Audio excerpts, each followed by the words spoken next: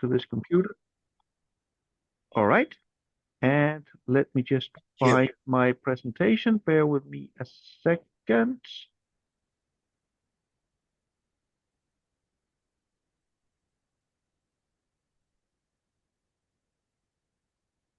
Okay, can you see the presentation? Yeah. Yeah. All right. So I've titled it Turmoil in Global Container Shipping because that is basically the key topic. And before we delve into it, I want to put up a baseline. This is a baseline from before Trump started the trade war a bit over a month ago. So green line is if the global supply and demand are reasonably balanced. We can see the drop in the financial crisis back in 2009. We can see the normal cyclical downturn in the industry in 2015. We can see the pandemic extreme spike in 21, 22. We can see overcapacity again towards the end of 23. We can see the Red Sea crisis in 24. 2025, this is on the basis that the trade war did never happen, and also on the basis that the Red Sea crisis continued for the rest of 2025. Now, of course, we do have the trade war. We do need to talk about the Red Sea crisis, but this is the baseline before everything started to go crazy over the last 5 to 6 weeks. So if we delve into what happened, let's start with the tariff war. And what I'm seeing here is basically a domino effect that's almost the same as during the first part of the pandemic, I would say from February 2020 until around August, September 2020. And let's take them step by step because I see this basically as dominoes that are already toppling. The first thing that happened, that was Trump's announcement of the reciprocal tariffs against every country in the world. The consequence, the immediate one of that, was booking reductions from every country in the world, including in beginning take on blank sailings.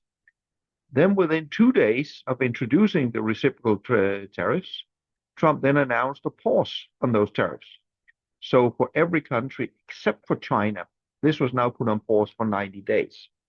And from one day to the next, that changed the trade from every country again, except China. So instead of a downfall, most US importers were looking at this and say that means you got 90 days to move the cargo in. So the new deadline for that is July 9th.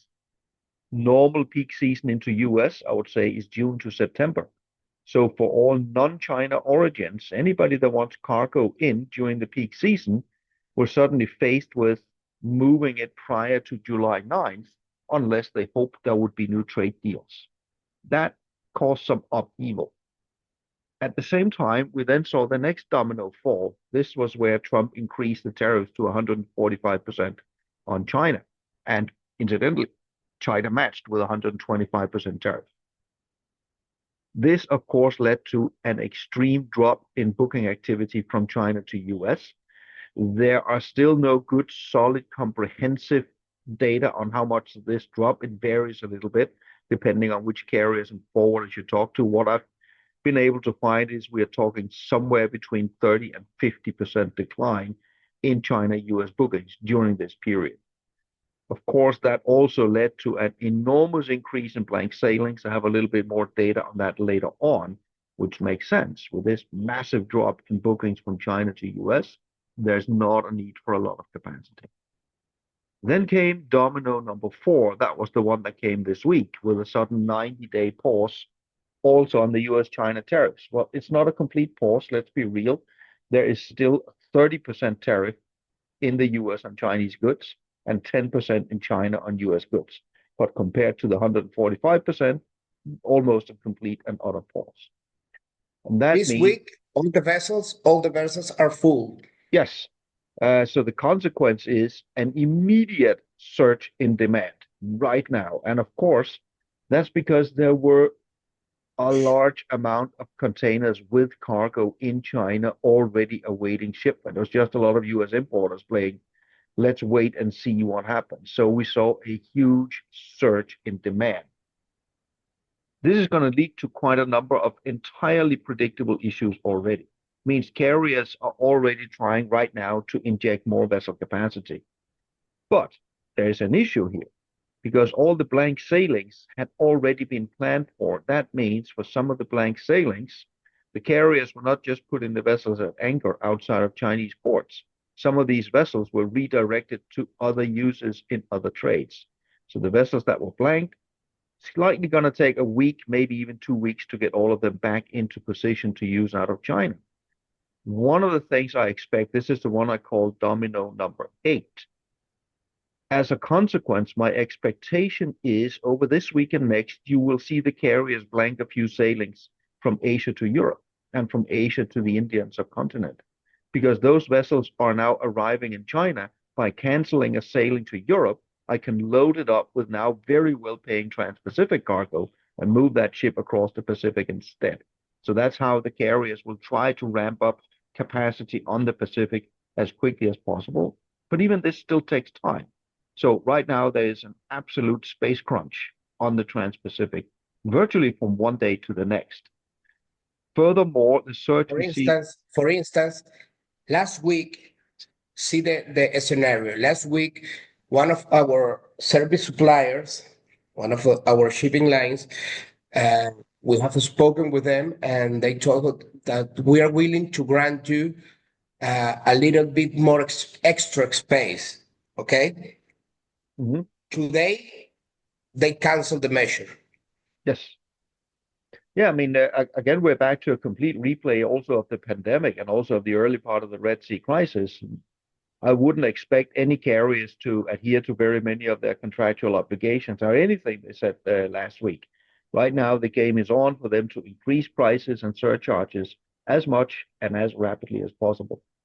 And this is going to continue because the surge right now is just for cargo that was already awaiting shipment over in China. US importers from China, now the 90-day deadline, that will then be August 14th. So anything for peak season, if they want to avoid risk, they need to get that one loaded and shipped prior to August 14th. So that's basically a month earlier than the peak season usually stops. In practical terms, they can't all produce all the goods prior to that, but they will most definitely try. So there will be a sustained surge. The peak season starts right now, and it will be shorter and sharper than usual. Then there will be a number of more effects that will arrive. Because once we start to inject all of this vessel capacity in the next couple of weeks, that surge of cargo will then start to arrive in the US 3 weeks, 4 weeks from now on the US West Coast, and a few weeks later on the US East Coast. This will lead to port and inland congestion in US ports. The only question is how much. That's a bit uncertain right now. Depends on how many vessels can be brought to bear, but there will definitely be congestion issues. In the US ports, there will be issues with capacity on road, rail, and chassis availability.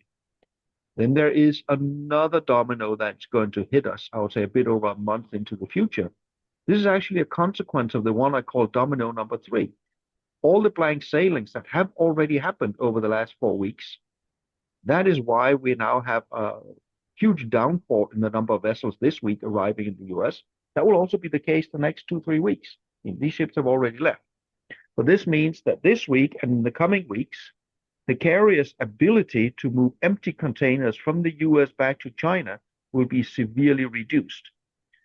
Which, of course, that means once we get towards the end of June, the amount of empties that are redelivered into the depots in China will reduce dramatically.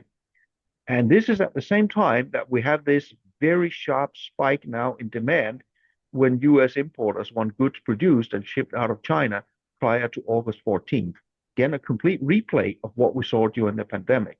So the expectation should also be there can be places in China once you get to, I would say, second half of June or running into July, where there can be equipment shortage issues in China. And since it's equipment shortage issues, we should expect more surcharges on equipment availability, and this is going to hit all export trades out of China, irrespective of destination, also to non-US destinations, because it is equipment. So, of course, all of that will mean increased spot rates to everywhere. The two unknowns are the ones that are called domino 10 and domino 11. That is what happens when the two different 90-day periods expire. What will happen to all the reciprocal tariffs? Will they be reintroduced on July 9th? And on the China, will it come on August 14th? That is completely unknown. I don't think there's a soul on earth can predict what Trump will or will not do. It is impossible to predict whether there will be trade deals or whether there will not be trade deals or what will happen. The only precedence we have here is the play out we saw early in the year with Canada and Mexico, where tariffs were first introduced, then they were put on pause for 30 days. But then within those 30 days, there was no trade deal. So the tariffs got reintroduced. And since then, they have stayed put.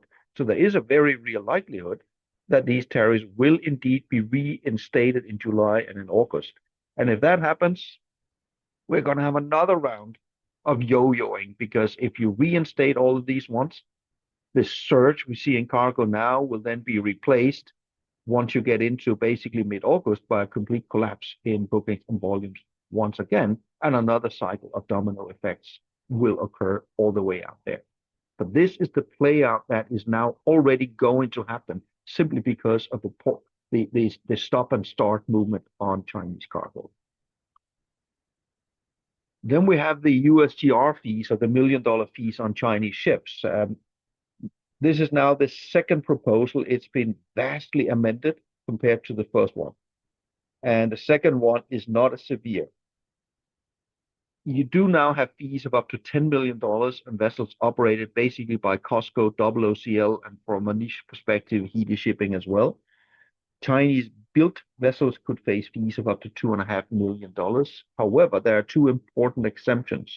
Small vessels below 4,000 TEU are not going to pay, and voyages shorter than 2,000 nautical miles are exempt. That basically means all trade between the Caribbean and the US is exempt also from the USTR fees. It can still be changed in the coming week. There is another hearing, so this could potentially change. I don't expect to see a lot of changes, though, this time. And if there are no changes, this will take effect as from October. It will change some of the service networks, but it's not the disaster from the first one. This is mainly going to consist of shipping lines trying to phase out Chinese-built ships and put non-Chinese-built ships into some of their services. The biggest change you're going to see is on Ocean Alliance. Because Premier Alliance and Gemini and MSC, they can't completely avoid the fees. They will have some of the fees, but they can still phase in a lot of non-Chinese built ships, and there'll be a bit of a cost increase, but nothing that the market can't handle. But Ocean Alliance, because they have COSCO, it is absolutely impossible for them to avoid very substantial charges. So the question here is, will this be amended or not? If it is not amended, you might see Ocean Alliance change their networks quite a bit more than what you would find for the other alliances. But the first iteration was going to cost $24 billion to the industry. There's not a good number on the new one, but it's going to be substantially less. But of course, there will be a little bit of cost involved. Then we have the Red Sea crisis. You might have seen headlines here last week that there was now a ceasefire with the Houthis. I would be very cautious of assigning very much meaning to that. The ceasefire is an extremely narrow one. Basically means that the US has stopped bombing Houthi locations after having bombed them for 8 weeks. The Houthis have promised they will not shoot at American ships. That's it. The Houthis will still shoot at any ships linked to Israel, and the Houthis not only will, but as late as yesterday, they were still shooting missiles directly at Israel. And saying that they won't shoot at American ships doesn't really mean much, because there is not a lot of American ships sailing down there. The only thing that's out of this is fine, the US are not bombing anymore, and the Houthis still get to show their capabilities. Realistically, they will all still continue to go around Africa. The Suez Canal tried a couple of days ago to entice shipping to go back to use the route by saying you would get a 15% discount if you now go through the Suez Canal again. This is highly unlikely to change the attitude of any of the major carriers. Baseline is we should still expect the vessels to go around Africa, at least I would say for the next 6 months or so. I would say there's a very limited likelihood of the positive scenario. There might be a slightly larger risk of a worse scenario, because with the development in the Israel-Gaza conflict, with Israel now beginning to clear parts of Gaza entirely of Palestinians, the conflict could widen. And I would not be surprised if this continues, that at some point in time, somebody would show up and start shooting at ships inside the Suez Canal itself, in which case the problem would actually get worse and not better. And then we need to add a few words on another emerging crisis that came a couple of weeks ago. That was between India and Pakistan. I'm not sure we're at a point where we can call it the fifth India-Pakistan war just yet, but it is certainly a large skirmish. From a shipping perspective, the important part here is it is right now not allowed to load boxes on board in Pakistani ports and then go to an Indian port and vice versa. So shipping lines have to make a choice when they make their networks. Either the rotation covers India or it covers Pakistan. And not all, but most of the changes right now has been made. So Pakistani ports have been cut from the usual rotations. India is still as connected on the deep sea trades as normal. The shipping lines have then placed feeder services from Pakistani ports, principally to places like Jebel Ali, to Colombo, and to Salalah. And then they'll be done by transshipment. That, of course, means transit times to and from Pakistan are extended. Most carriers have announced surcharges relating to these extra operational costs for Pakistani import and export cargo. And as ripple effect, this, of course, is going to create more work in the major transshipment hubs, such as Jebel Ali and Colombo and Salalah. That potentially could increase congestion issues and delays also on the major deep sea trades. But how much of an impact that will have remains to be seen. But it is certainly a concern that a spillover effect of the India-Pakistan crisis could be more congestion in key transshipment hubs, also on the major east-west trades. So with all of these things, this was where I started in terms of what was the baseline outlook. What is now going to happen in 2025? Will we see a decline? Well, the logic up until Trump put the 90-day pause on was we were definitely going to see a decline with all the downfall we had on Chinese bookings. Right now, the picture is very, very murky, and I don't think there is a soul on earth right now that can put a good number on what is average demand growth going to be in 2025. Because we just had a period with extreme drops. Now we're going to have an extreme surge because of the 90-day pause. And then what? If Trump decides to put the tariffs back in, then demand is again going to collapse later this year. If there is a trade deal, no, the demand is not going to collapse. So it is completely unknown what the play out will be once we get towards Q4. I know everybody in supply chain would like to get a number exactly what's going to happen in Q4. I'm telling you, the best advice right now is to just accept this is not possible. It is completely impossible to predict right now what this will look like in Q4. This is a matter of being flexible. And it also tallies with what I have seen from many supply chain stakeholders over the last month and a half, ever since Trump started the trade war. And I see everyone doing two things at the same time. One thing is don't change anything. Stick with the plan, stick with the sourcing, because there's no way to make reasonable long-term decisions because you don't know what the landscape is going to be. At the same time, the second thing everyone is doing is day-to-day firefighting. Every day almost brings new changes. Find, navigate those changes. And again, yes, I know in supply chains, we need to do long-term planning. We need to optimize, but right now, that is factually impossible until the regulatory landscape from the US stabilizes. Then it might be low tariffs, it might be high tariffs, it might be something completely third, but as long as we don't know what it is, we cannot take long-term action. That is simply the reality of it. So we're at the mercy of the vagaries of the White House right now. That's the long and short of it. And if we then look at what is indeed going on right now, we have seen some very mixed rate developments recently, and this is actually up to date also with the latest WCI spot rates that came out here today, Thursday, just a couple of hours ago. If we look at Asia Europe spot rates, they have been consistently weakening ever since Chinese New Year. And that is not demand driven. I have a bit few numbers on supply because this is more supply driven. But the Asia Europe spot rates have actually been relatively weak during most of this year.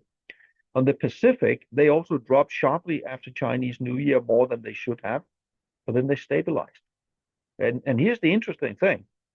Asia-Europe demand was holding up nicely, but spot rates were weakening. On the Pacific, after we had the trade war start, demand collapsed, but freight rates did not collapse. More on that in a second. What you can see on the Pacific is this uptick you see this week. That is the result of the 90-day pause on China. And the interesting thing is this is the Drewry WCI. It comes out here on Thursday, which means the data are basically collated up until Wednesday. So this is an extremely short time span. I think this is just a tiny harbinger of what is to come. Carriers on the Pacific have already introduced GRIs ranging up to $3,000 per FFE. Whether it will go that high, whether we will go as high as what we saw during peak last year, is still a little bit unknown, but we are indeed going to see a very massive spike in the Pacific spot rate over the coming weeks.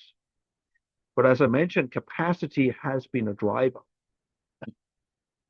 If I look at blank sailings, and again, this is data up until just before Trump announced the 90-day pause. The new data on this one will actually come out tomorrow, and I'm not sure the carriers have been able to fully adjust and put capacity back in. So this gives an idea of what they did on the Pacific. Ocean Alliance removed 25% of capacity. Here I look at what did they plan at the end of March, just before the trade war, and what is the current outlook. So into North American West Coast, for both April and May, Ocean Alliance are reducing capacity 25%. MSC into the West Coast is reducing almost 30%. Interestingly, Gemini has not blanked a single sailing. Gemini has blanked nothing, but they still are reducing capacity. What Maersk and Hapag has done, they have phased some larger ships out and phased some smaller ships in. Their philosophy is they want to maintain at least their service integrity, but they're still going to reduce capacity by putting in smaller vessels. So this is the picture that we were faced with, basically coming into work Monday morning at the same time as this enormous surge of cargo is now wanting to move out of China.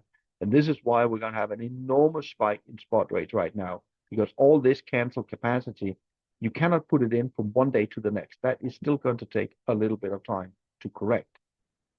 On the other hand, if we look at the Asia-Europe trade, there's not a lot of blank sailings. There's actually a lot of capacity injection. This is the year-on-year capacity growth from Asia to North Europe as well as to Mediterranean. And right now here in May, the month of May, we're seeing a 20% increase in capacity year on year. This is why spot rates have continued to weaken on Asia-Europe despite a solid demand growth. Solid demand growth has been in the 7 to 8% range, but that has been far superseded by too much capacity injection into this trade. That's also why I said initially with all the domino effects, one of the things I expect to see now is blank sailings on Asia-Europe. To put them over on the Pacific, that gives the carriers two benefits. They can put capacity into a Pacific where spot rates are skyrocketing and make a lot of money over there, and at the same time, remove capacity from Asia-Europe and hopefully also push up freight rates in Asia-Europe, which is very likely what they're going to attempt over the next couple of weeks as well. Few words on reliability. As I think everybody knows, reliability has been absolutely awful ever since the pandemic started. And 2024, they remained very poor, first for the Red Sea crisis, the second half of 24. It's more because the carriers couldn't be bothered to improve it. Why would they? They were going to go into new alliances anyway. The newest data that now came out from March, we're beginning to be able to measure also arrival statistics on the new services. So if we look at only the new services, so they once operate under Gemini on the new services, on their main hub-to-hub reliability, they're actually at the 90% that they promised. MSC, not on all their services, but again, the new service, the new network, they were at 76%, which is also a massive improvement compared to what we saw prior to the new alliances. Premier, not that massive of an improvement, but still an improvement compared to where we were. So overall, besides for the trade war, we were definitely on track to see services with sharply increasing reliability numbers compared to what we had been used to. The turmoil from the trade war likely to disrupt this significantly. One of the challenges right now with reliability into Europe is there's a significant amount of port congestion in many key ports in Europe that's interfering with their reliability. And with the surge of cargo now coming from China over to North America, we are likely also to see this pick up in congestion problems in North America, and again, wreaking havoc on the reliability. So short term, no, don't expect improvements in reliability. The good news here is once the market does stabilize, we should indeed expect significant improvements again in reliability. I've talked about this before, so I'm not going to add many words on it, apart from mentioning it is still the case that when the Red Sea does reopen, we're going to see a number of domino effects. The first one being massive port congestion in Europe. Once that is fixed, we're going to see significant overcapacity and a virtual collapse in freight rates. But that is not right around the corner.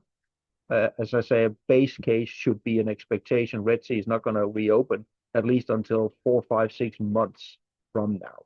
But once that does happen, massive port congestion in Europe, followed by a complete collapse in freight rates. Will be consequence because you will have vessels from the Suez Canal and from Africa, no? Yes, exactly. I mean, the first ones to go through the Suez Canal will overtake the ones around Africa, and that's going to create a problem.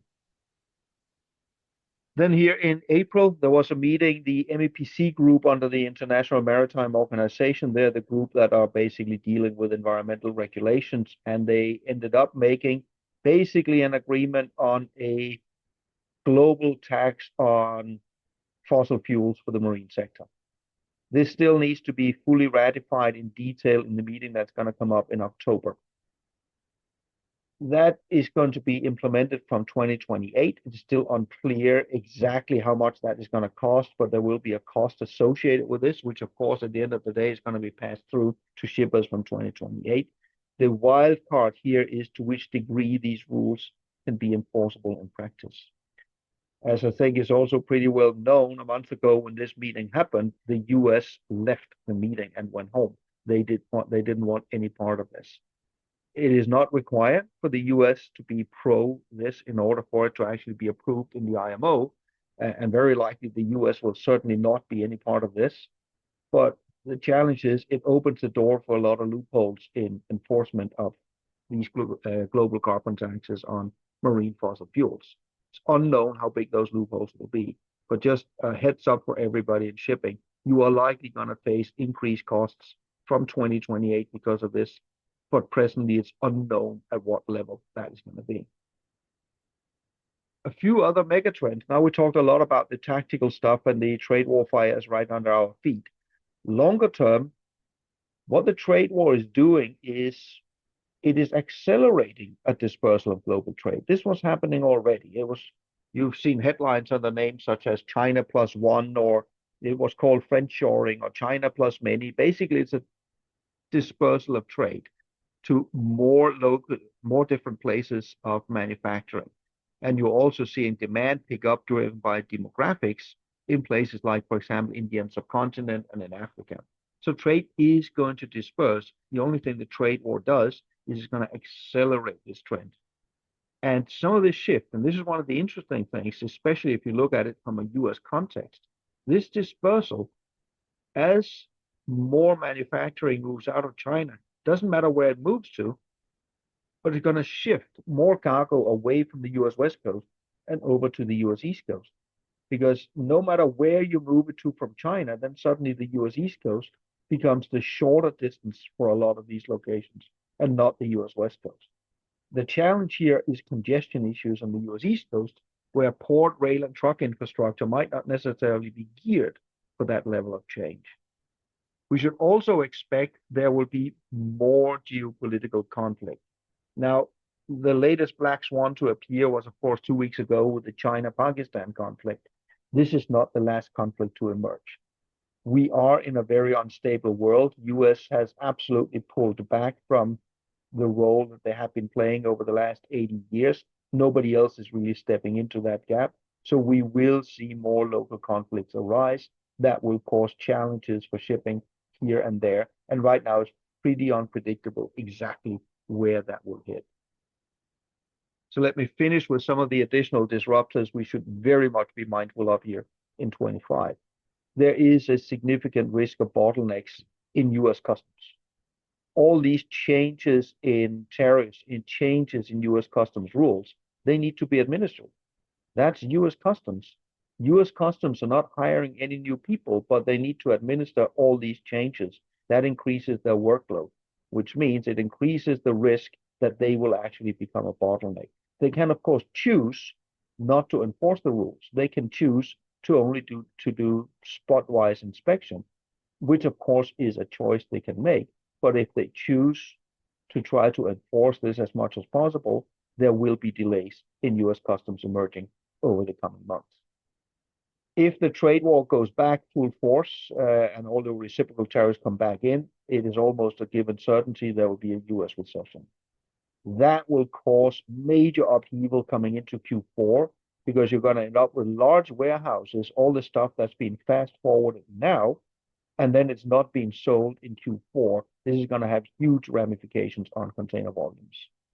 In EU, we should plan for an increase in demand this year and in the coming years. This is a spillover effect, partly of US, but also of the Russia-Ukraine war. In EU, it has now been decided to rapidly rearm militarily. That means more cargo volumes, partly in terms of moving parts and raw materials to build all of this military hardware, but also the plan is to funnel in 800 billion euros into this military rearmament. That increases economic activity. That means more people at jobs, people are earning more money, and that means they're spending more money, which drives container volume imports as well into Europe.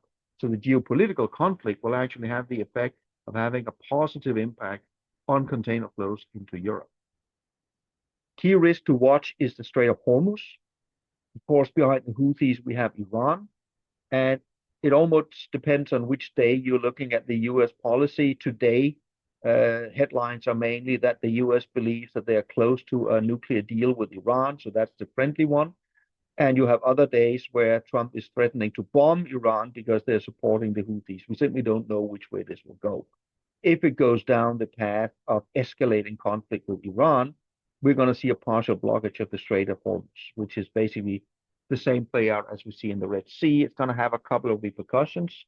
One is on oil price, obviously. There are various economic models out there that suggest if we do have this problem, global oil prices will double.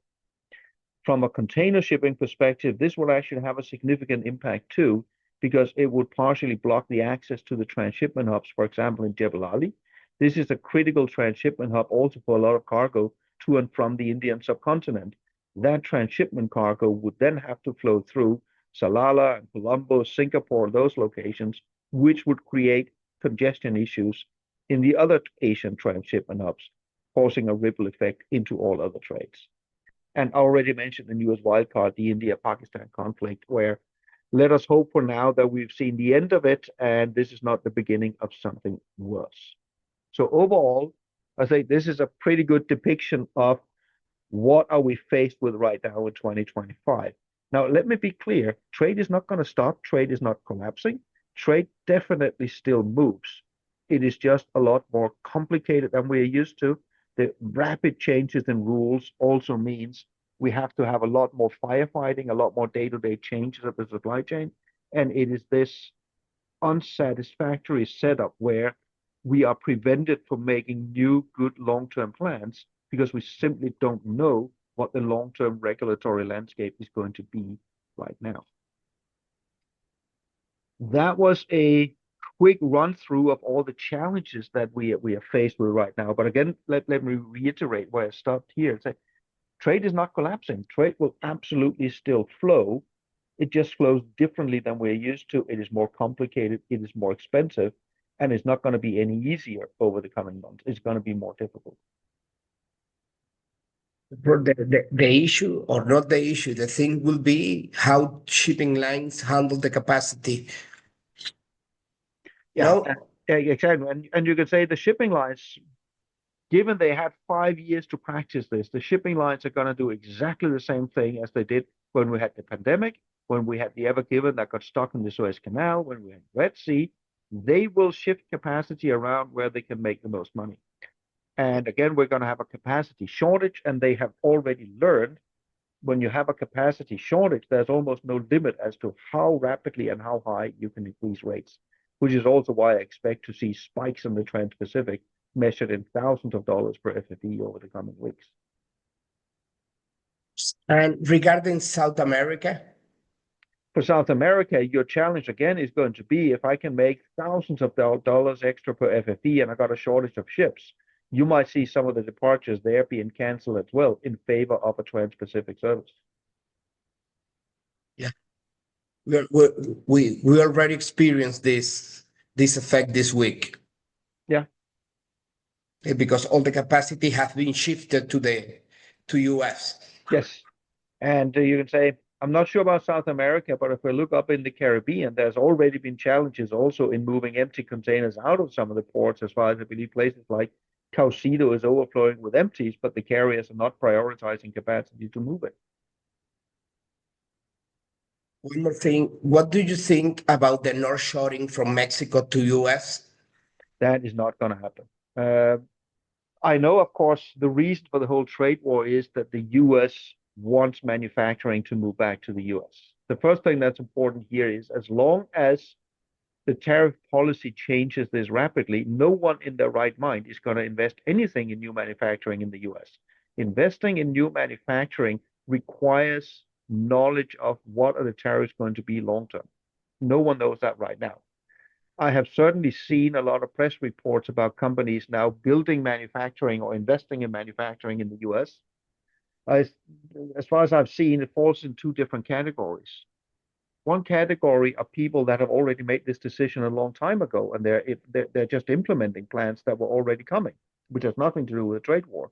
Then you have a lot of companies that are basically saying, yes, we are looking at it.